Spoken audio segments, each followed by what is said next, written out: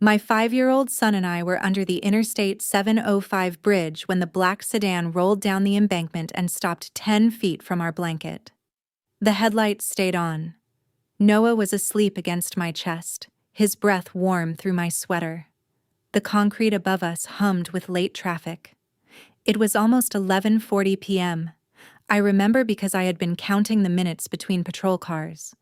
The driver's door opened slowly. I knew the silhouette before I saw his face. Claire Daniel said not loudly, just steady, controlled. "You're not supposed to be here." I didn't answer. He stepped closer, careful with his shoes on the gravel as if the ground might stain him.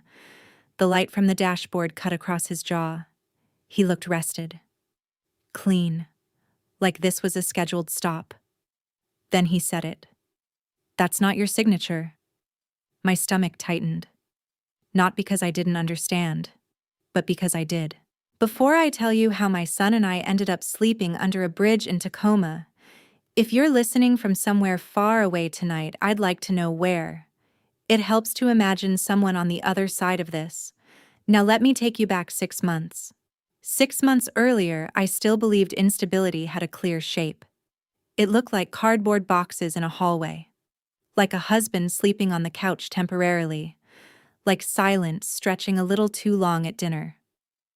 Daniel moved out in late October. He said it was space. He said we both needed to breathe. The word separation sounded clinical when he used it, almost responsible. He packed 2 suitcases and left the rest of his things in the closet as if he might return next week. I was still living in our 2-bedroom rental in North Tacoma then. Beige siding, narrow driveway. Rent was $1,600 a month. I could manage that on my salary, $54,000 a year, working as a medical billing coordinator for a small orthopedic clinic downtown. It wasn't glamorous, but it was steady. Predictable. I liked predictable. Noah had just started kindergarten at Grant Elementary. He was still learning how to hold his pencil correctly. Every afternoon he would run toward me with paper snowflakes or crooked letters spelling Mom. Daniel said he would keep transferring child support informally until we figured out something more permanent. He didn't want courts involved. He said lawyers complicated things. I agreed. That's the part I replay sometimes. 2 weeks after he left, he asked if he could stop by to help streamline some finances. He stood in the kitchen with his sleeves rolled up like he used to when fixing the sink. Calm, methodical. "There are duplicate debts tied to your name," he said. "It'll hurt your credit if we don't consolidate." He opened his laptop at the counter and walked me through forms. Refinance applications, digital authorizations. A business filing I didn't fully understand. "It's just paperwork," he said. "Click here." I remember the glow of the screen on his hands, the way he angled it slightly away from me, not enough to hide it, just enough that I had to lean closer. I signed. At first, nothing changed. Then small things shifted. My debit card declined at Safeway for a $72 grocery total. I laughed awkwardly and used a credit card instead. I checked my banking app in the parking lot. The joint account showed a temporary hold. Daniel said it was a bank error. He sounded mildly irritated on the phone, like I was inconveniencing him by asking. "It'll clear in 48 hours. It didn't. 2 days later, my credit monitoring app alerted me score dropped 38 points. I told myself it was the refinance process. Another week passed. I noticed one of my automatic rent payments had reversed. I called the landlord immediately. "It says insufficient funds," he told me. But it went through originally. I logged in and saw the same thing. A completed transfer, then a quiet reversal I hadn't authorized. Daniel said sometimes banks reconcile incorrectly. He had an answer for everything. The humiliations were small. That was the worst part. Not loud enough to accuse, not sharp enough to confront. Just enough to make me doubt myself. Noah asked one evening why Daddy didn't come to dinner anymore. I told him adults sometimes needed space. He nodded as if that explained gravity. By November, my credit score had dropped over 100 points. I hadn't missed a payment in years. I called the bank directly instead of Daniel. They told me something that didn't sit right. For changes on this account, the representative said carefully, "Your husband provided authorization documentation." I asked what kind. "Digitally signed forms." I hung up and stared at the kitchen table. I didn't remember signing anything that allowed account restructuring, but I had signed things. That afternoon at the counter, under soft lighting, with Daniel standing beside me, I told myself I was overthinking. That stress made memory unreliable. Still, that night when I lay in bed, the house felt different. The refrigerator hummed too loudly. The hallway seemed longer. I opened my email and searched for confirmation copies of what I'd signed. Most of the documents were there. One wasn't. And the one missing was the one that mattered. Why did every authorization carry my digital signature, but not my full name? The eviction notice came on a Tuesday afternoon, folded once and taped to the front door like something discreet. It said I owed $4,800 in unpaid rent. I stood on the porch reading it twice, then a third time. The paper felt thin between my fingers. I could hear Noah inside dragging a chair across the kitchen tile because he wanted to reach the cookie jar. I had never missed rent. Not once. I called the landlord immediately. He sounded uncomfortable the way people do when they're trying to stay neutral. The payments went through, he said. Then they were reversed. 3 times. He forwarded me the transaction log. Initial payment. Confirmed. 48 hours later, withdrawal reversal. Each one carried my authorization. I opened my banking app again, heart steady, but heavy. The joint account showed insufficient funds. Most of the balance had been transferred out in structured withdrawals, $3,200 here, $2,750 there. Each labeled internal adjustment. I called Daniel. He didn't answer the first time. When he called back, he sounded patient, almost tired. "You've always struggled with managing stress, Claire." I didn't react. "The refinance caused temporary liquidity shifts," he continued. "It's accounting. You wouldn't understand all of it." That sentence stayed with me. You wouldn't understand. I had worked in medical billing for 7 years. I handled insurance denials and coding disputes every day. I understood documentation. I understood systems. But I let him finish. He suggested I talk to a therapist. Said separation can cause cognitive strain. The next small humiliation came 2 days later. Rachel called. Daniel's older sister had never been unkind to me, just observant. Quiet. The type who assessed before she spoke. "I heard you're behind on rent," she said carefully. "Who told you that?" There was a pause. "Daniel's worried about Noah. Stability matters at his age." I looked at the calendar on the wall. Noah had a school Thanksgiving performance coming up. He was practicing songs in the living room. Off key. Earnest. "I'm handling it," I said. Rachel's tone softened in a way that felt rehearsed. Sometimes when people are overwhelmed, they don't see it. After I hung up, I checked my credit report in full for the first time. There was a new business entity registered under my name in Washington state filings. Bennett Community Outreach, LLC, filed 3 weeks earlier. Registered agent Claire Bennett. Address not mine. My chest felt cold. Not panic, just temperature change. I searched the Secretary of State database twice to be sure. The filing listed my Social Security number's last 4 digits. Correct. I had never formed an LLC. I clicked into the filing details. The formation documents were digitally signed. By me. Except the signature was shortened. C. Bennett. I never sign like that. I printed the page and laid it flat on the kitchen table. Noah climbed into a chair beside me and traced the company name with his finger. "Is this your work?" he asked. "No," I said. "I don't think it is." That evening, Daniel texted asking if he could pick Noah up early for the weekend. I agreed. I needed quiet. After he left, the house felt hollow. I logged into my email and searched for confirmation of the LLC filing. Nothing. I searched my spam folder. Nothing.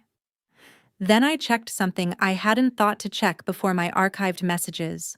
There were login notifications to my state filing account from an IP address not associated with my home Wi-Fi.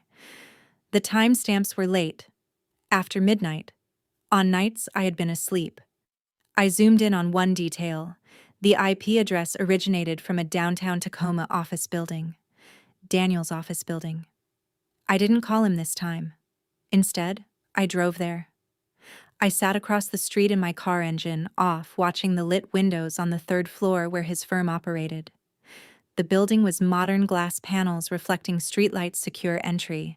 He worked in compliance auditing for mid-sized nonprofits. That thought landed differently now. Compliance. Nonprofits. An LLC, under my name. My phone buzzed while I was parked there. An email from my landlord. Formal eviction proceedings will begin in 14 days. 14 days.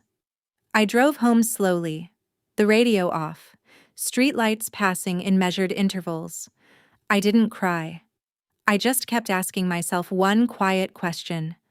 Why would Daniel need a company under my name? Daniel called the morning after the eviction notice became official. I heard from the landlord, he said. His voice carried that careful calm again. Claire.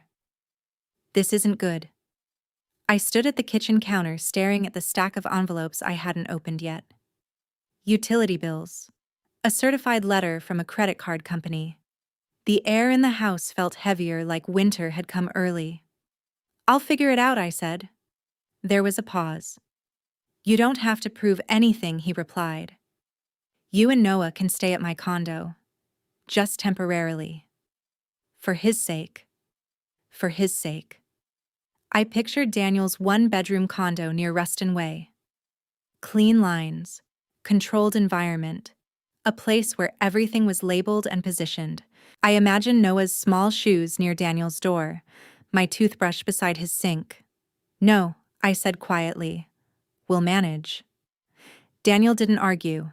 That unsettled me more than if he had. 2 days later, I moved us into an extended stay motel off South Tacoma Way. $92 per night. Discounted weekly rate if paid up front. The room smelled faintly of cleaning solution and old carpet. Noah thought it was an adventure at first. He jumped on the stiff mattress and asked if we could order pizza like in movies.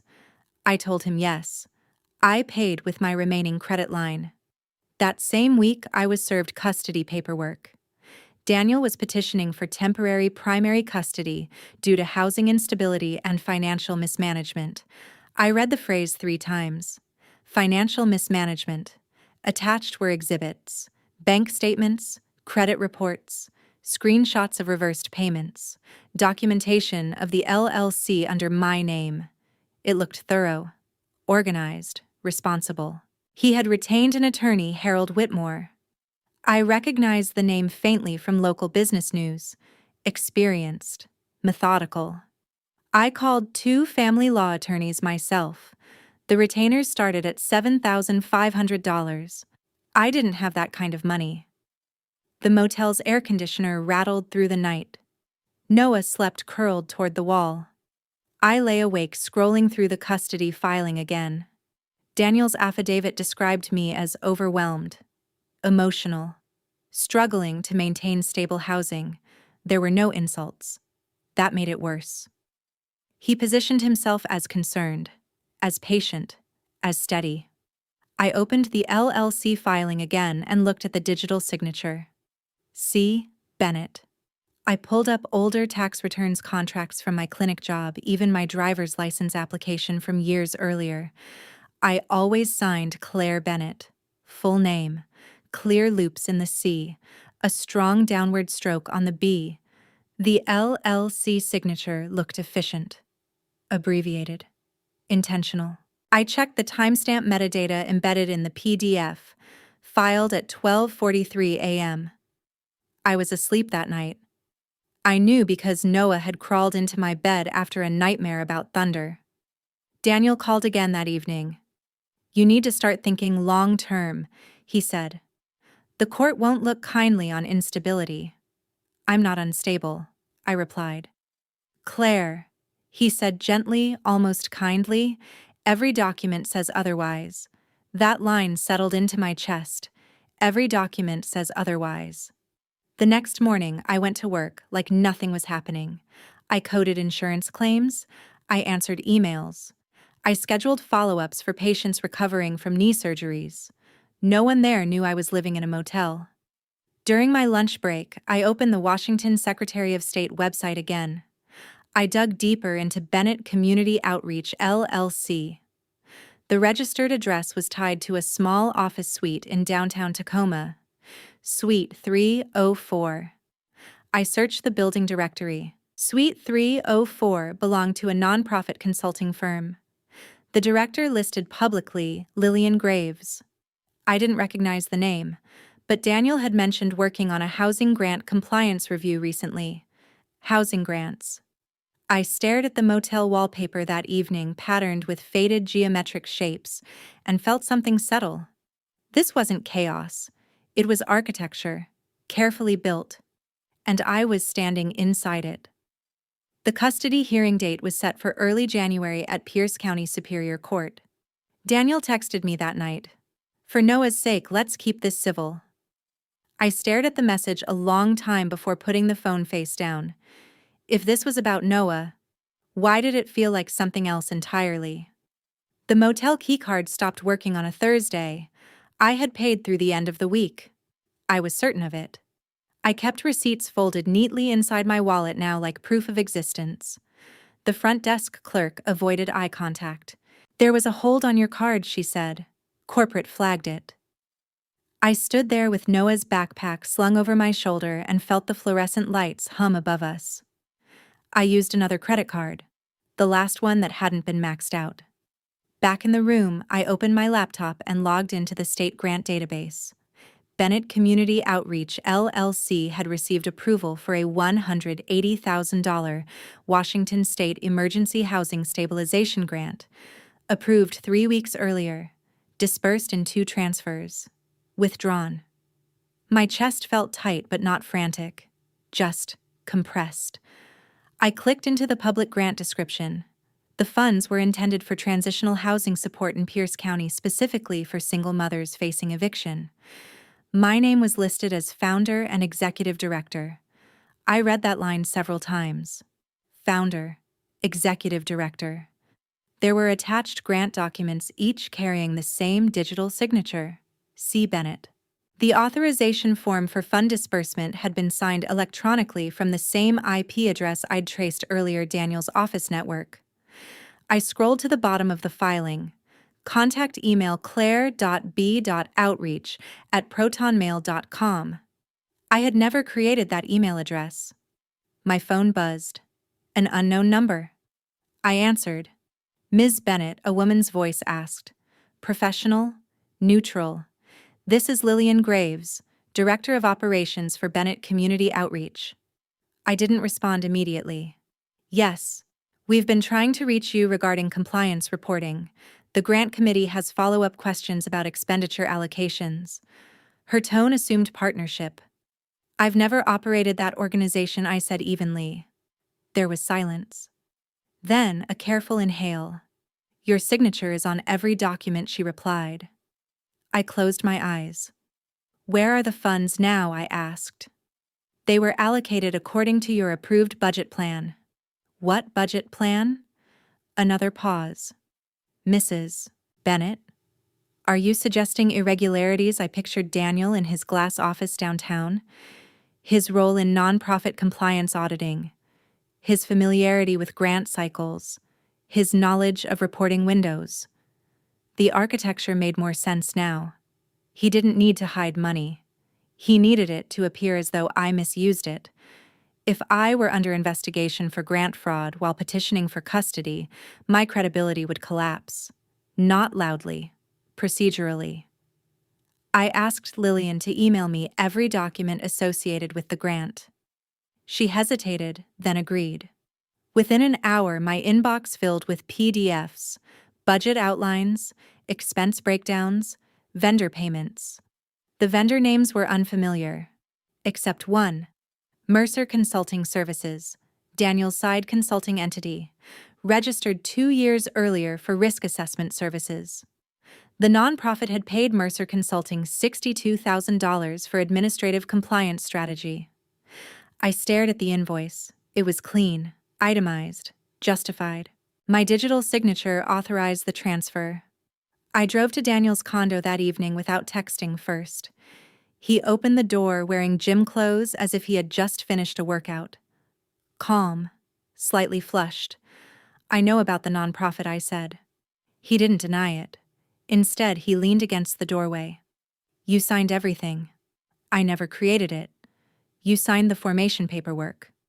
"You guided me through paperwork," I said. "That's not the same thing." His voice never rose. "Claire," he continued softly, "you needed financial relief. We built a solution. It just didn't scale. Didn't scale, like it was a startup that failed." "You took grant money," I said, using my identity. "You were a willing participant.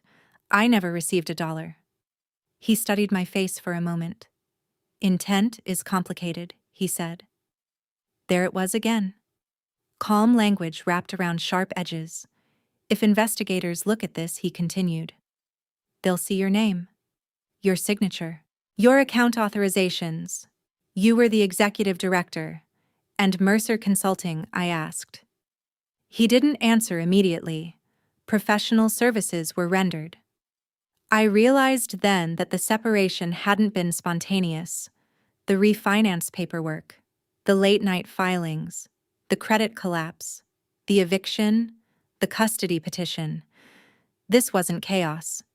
It was sequencing. He stepped back slightly as if offering entry into the condo. "You don't have stable housing," he said.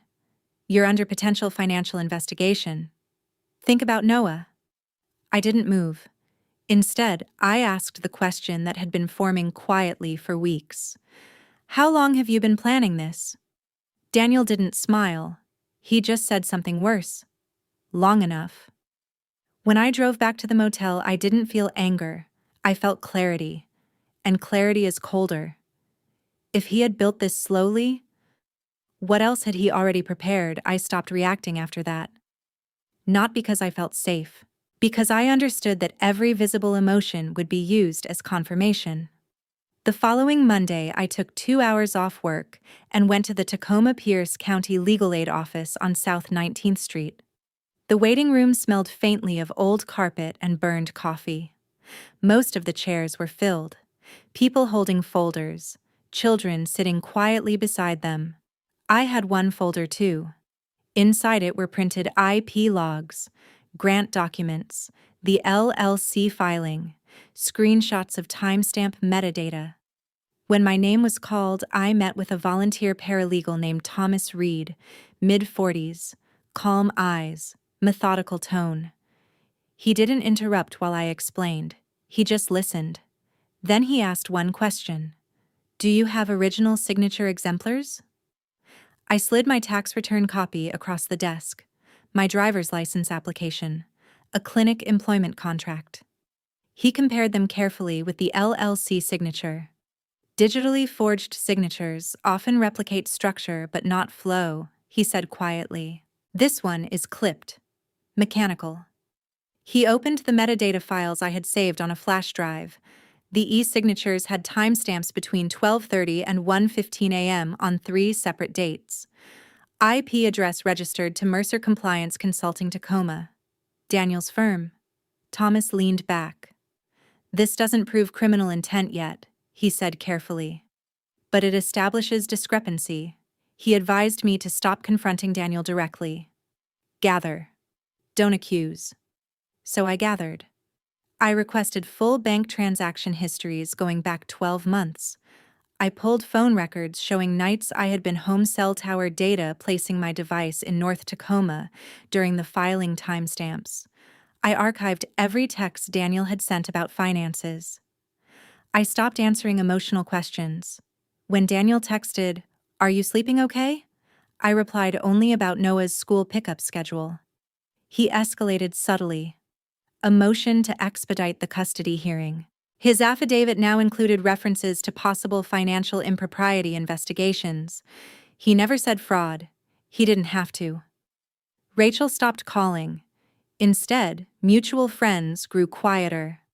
I heard through one of Noah's classmates' parents that Daniel had mentioned I was struggling. That word again. Struggling. The motel manager informed me we couldn't extend past 2 more weeks without a full security deposit. I didn't have it. The practical stress pressed in from all sides. Bills, credit card limits, gas money, court dates. But something had shifted inside me. I was no longer confused. I was documenting. Thomas helped me draft a subpoena request for nonprofit financial records connected to Bennett Community Outreach. He also suggested something I hadn't considered. Check the grant committee attendance list for the custody hearing, he said. If public funds are involved, they may monitor proceedings. I hadn't realized custody hearings could intersect with grant oversight.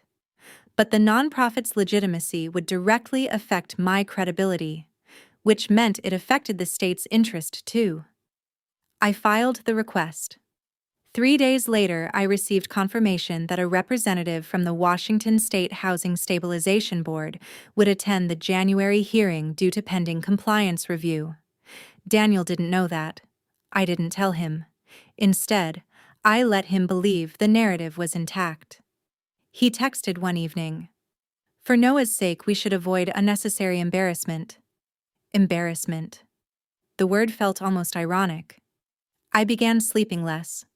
The motel funds ran out sooner than expected after another credit hold. I used what cash I had left for food and gas. On the last night before we had to leave Noah, and I packed our things quietly.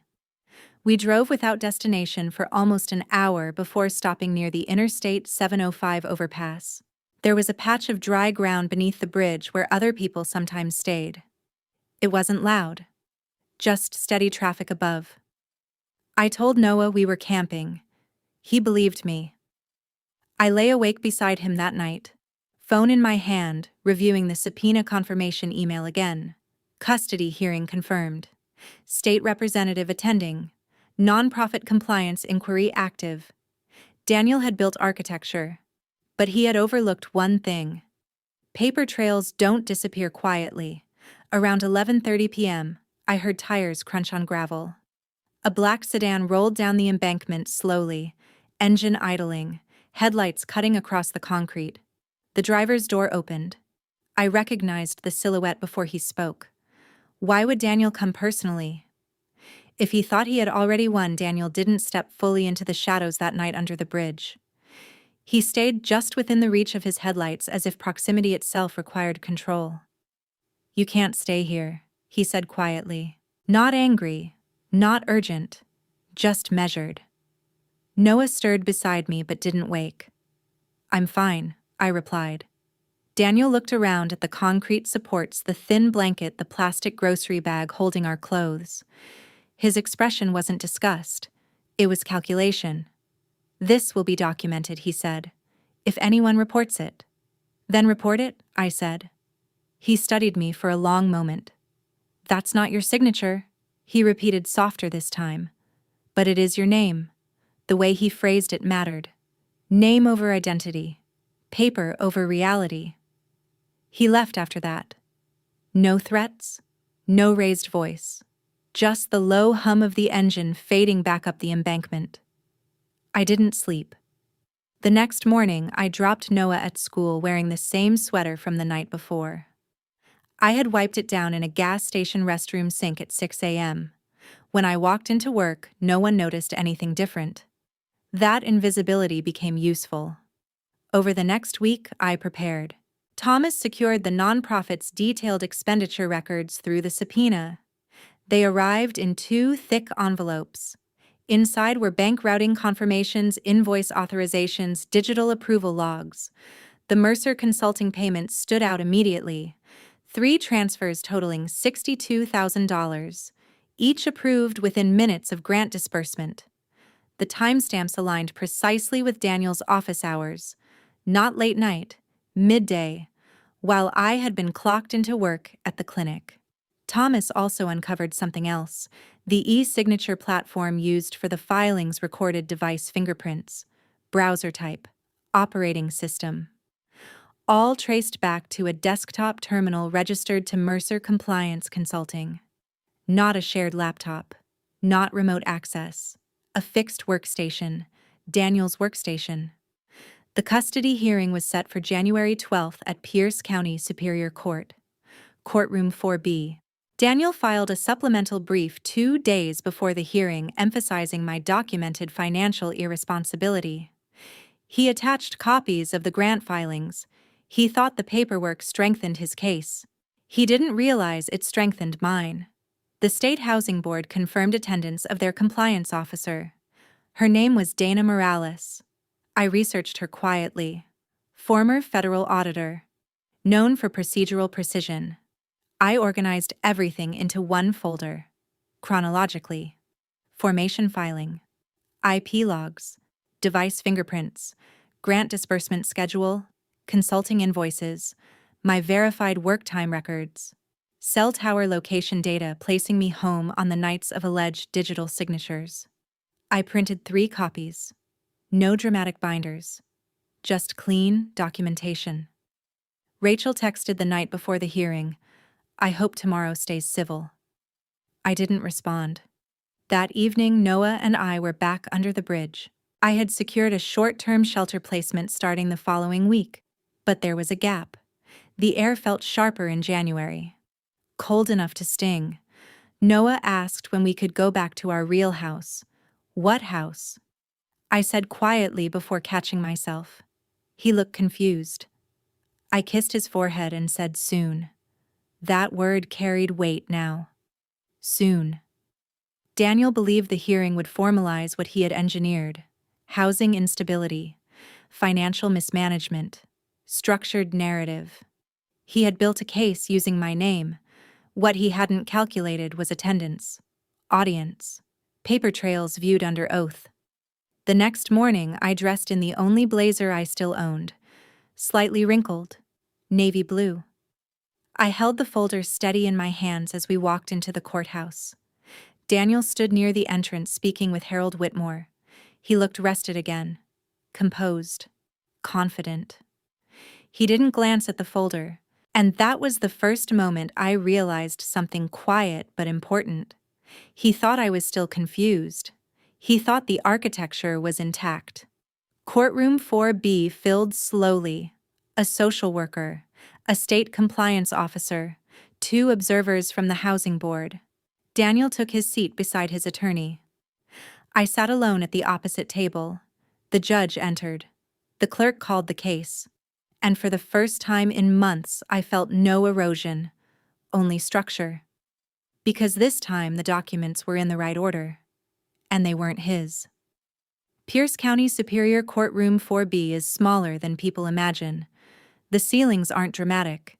The benches are worn smooth from years of waiting. Fluorescent lights flatten everyone's features. Nothing cinematic about it. Daniel sat upright beside Harold Whitmore, hands folded, posture open. He wore a charcoal suit I had bought him 3 Christmases ago.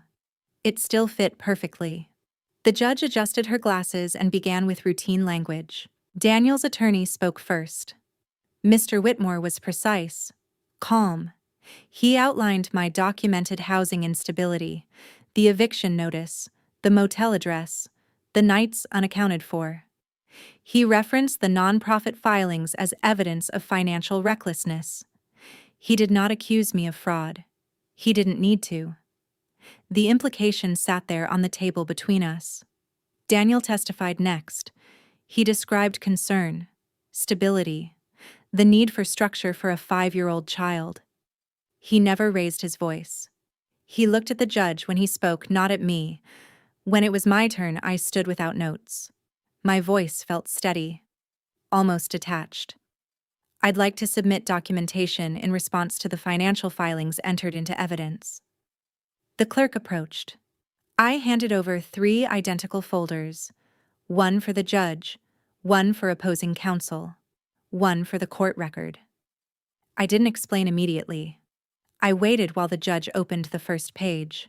Formation filing of Bennett Community Outreach LLC. Second page, metadata analysis. Third page, IP address trace report. Fourth device, fingerprint logs tied to Mercer Compliance Consulting's fixed desktop terminal. There was no dramatic reaction at first. Just paper turning. The silence lengthened. Mr. Whitmore leaned forward slightly. I spoke only when the judge looked up. The digital signatures attached to those filings originated from a workstation registered to Mercer Compliance Consulting on South Commerce Street. That's my husband's firm. Daniel's posture didn't change, but his jaw tightened. I continued. I was at work during each filing timestamp. Attached are employment clock-in records and cell tower location data confirming my physical presence at North Tacoma during those times. Paper shifted again. Dana Morales, the State Housing Board compliance officer seated behind Daniel, opened her own copy. I didn't look at Daniel when I spoke the next part. The nonprofit received $180,000 in state housing stabilization funds. Within 72 hours of disbursement, $62,000 was transferred to Mercer Consulting Services for administrative compliance. I let the invoice copy rest in front of the judge.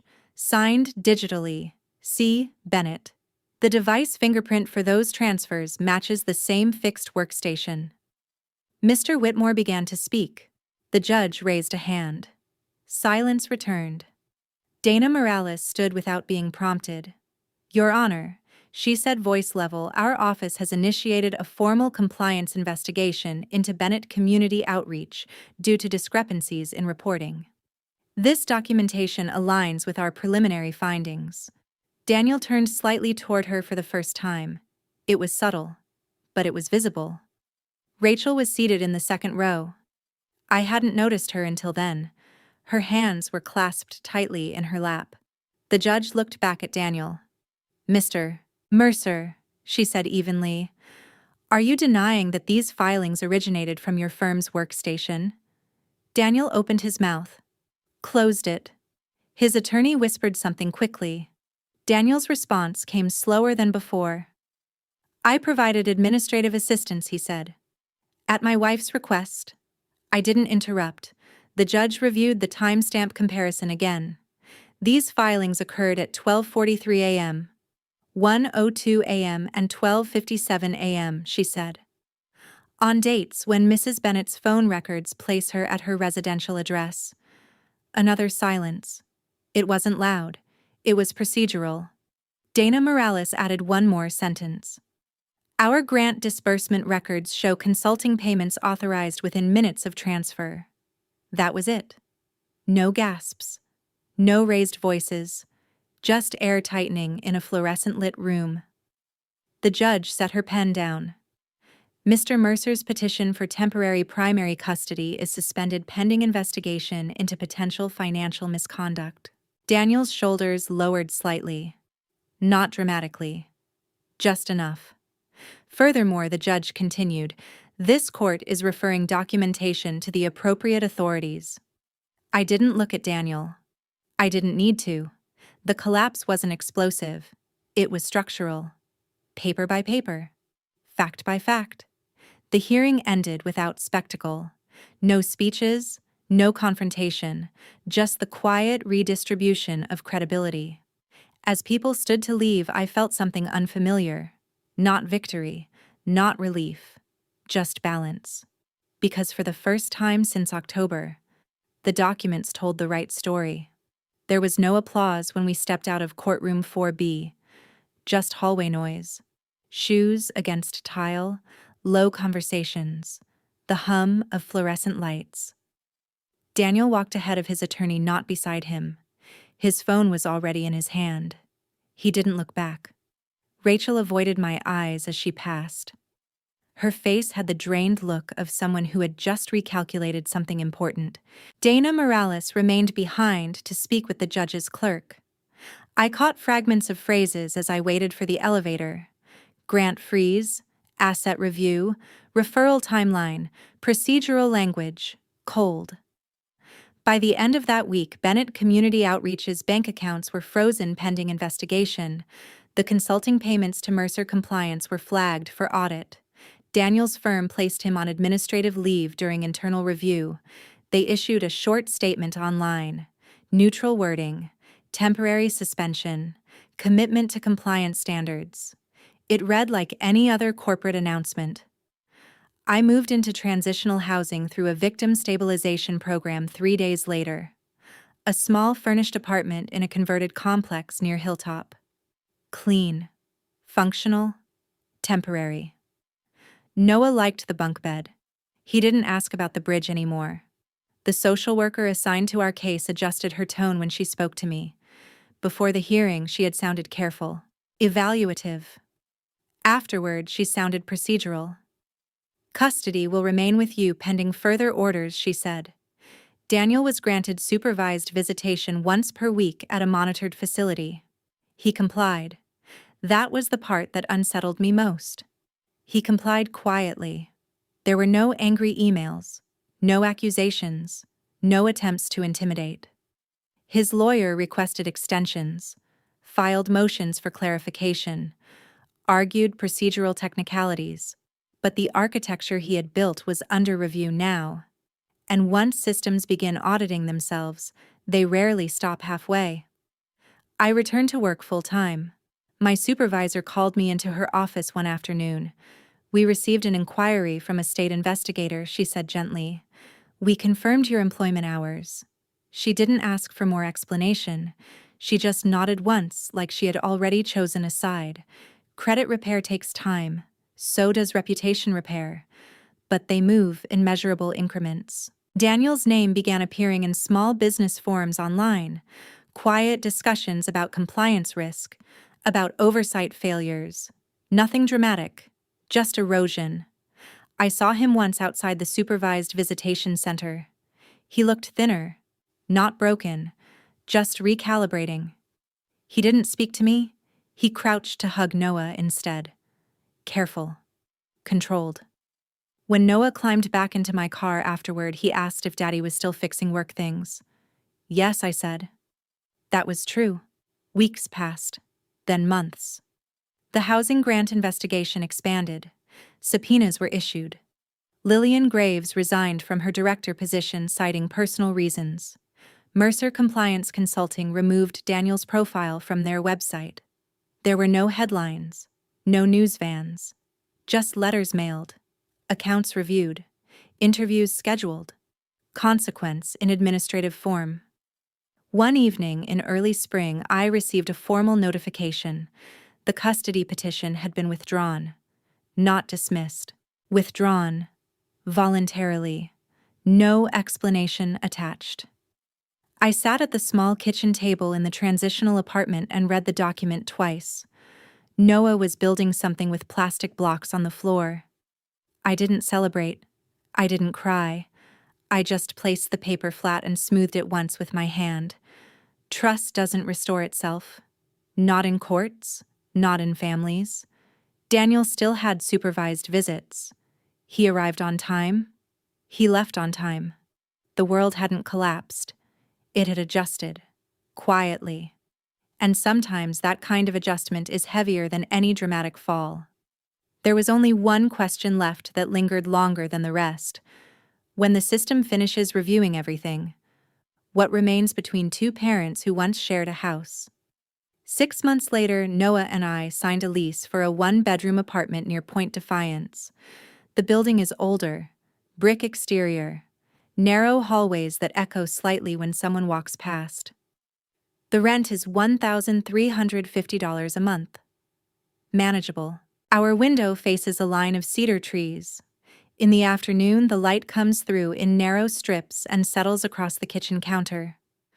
I've started growing basil in a small pot beside the sink. Noah's bed fits perfectly against the far wall. He insists on making it himself each morning, though the corners are never even. He doesn't talk about the bridge. Sometimes I do. Not out loud. Just when I drive past Interstate 705 on the way to work. I don't look under it anymore. The transitional housing program ended in March. My credit is climbing back slowly, 50 points at a time. I've negotiated payment plans, closed accounts that needed closing, opened one secured card to rebuild history. It isn't dramatic. It's arithmetic. Daniel's supervised visitation continues. Twice a month now instead of weekly at his request. He arrives alone, no longer in tailored suits. He signs paperwork without argument. We don't speak beyond logistics. The state housing investigation is still technically ongoing, but Mercer compliance settled administratively. Fines, mandatory oversight. Daniel is no longer listed as a compliance officer. He found work elsewhere. Lower profile, different firm. When I learned that, I felt something I didn't expect. Not anger, not satisfaction, just distance. The custody arrangement is formalized now. Primary residence with me, structured visitation, clear boundaries. The judge didn't offer commentary when finalizing it. She simply signed the order and moved on to the next case. Life rarely pauses for symbolism. It keeps moving. Noah lost his first tooth in April. He placed it under his pillow and asked if the tooth fairy would know our new address. She keeps good records, I told him. That sentence carried more weight than he understood. Some evenings when the house is quiet, I sit at the small kitchen table and think about the architecture Daniel built. It wasn't loud. It wasn't violent. It was paperwork. Sequenced carefully enough that I almost believed it myself. Almost. The hardest part wasn't sleeping under a bridge. It was reading documents that described me as unstable and wondering if paper could become truth simply by repetition. But paper can also restore balance. It just requires patience. Last week, Noah and I walked along the waterfront at Ruston Way. He held my hand the entire time. The tide was low. Boats moved slowly in the distance. "Are we staying here now?" he asked. "Yes," I said. And for the first time in months, that answer felt permanent, not dramatic, just steady. I don't think about justice as something loud anymore. It isn't a slam of a gavel. It's the quiet return of normal mornings. It's knowing the lease is in your name. It's signing your full signature on a document and watching the ink dry. Claire Bennett. Every letter intact. I used to think betrayal would feel explosive, like shouting, like doors slamming. But sometimes it looks like someone standing beside you in the kitchen guiding your hand toward a digital signature. Sometimes it drafts paperwork at 12:43 a.m. Sometimes it rearranges facts until you almost accept them. What I learned wasn't about revenge, or even about winning. It was about documentation. About slowing down long enough to ask why something feels slightly off. About reading your own name carefully. I still don't hate Daniel. That surprises people when I say it out loud. What I feel instead is clarity, and clarity is quieter than anger. If you've ever had a moment where paper tried to define you in a way that didn't feel true, I'd be interested to know where you were when it happened. And if this story reached you somewhere far from Tacoma tonight, tell me where you're listening from. I read every message.